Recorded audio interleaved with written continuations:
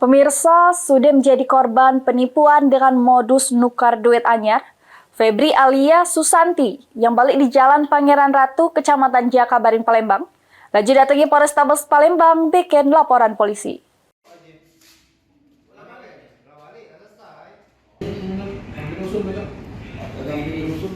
Nasib apes yang dialami Febri alias Susanti yang balik di Jalan Pangeran Ratu, Lorong Keluarga, Kecamatan Jakabaring, Palembang, sudah menjadi korban penipuan oleh wong yang baru dikenalnya.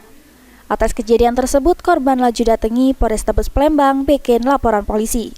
Kejadiannya dewek bermula, korban yang sedang nak nyari tukeran duit anyar buat THR Lebaran, terus jingok status kawannya di WhatsApp adu jasa penukaran duit anyar, yang mana terlapor inisial NK merupakan bibi kawannya.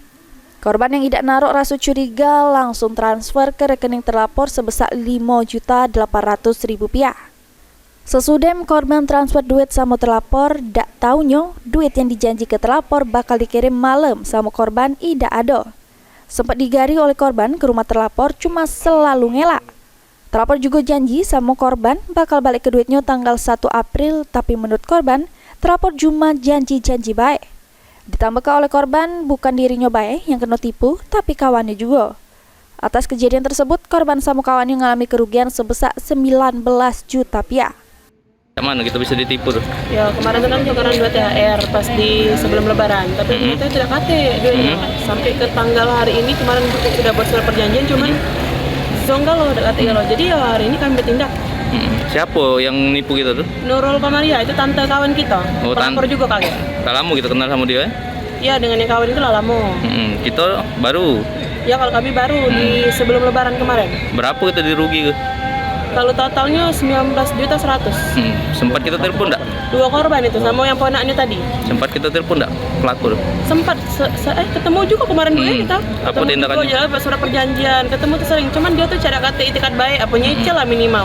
Tapi tidak kate itu.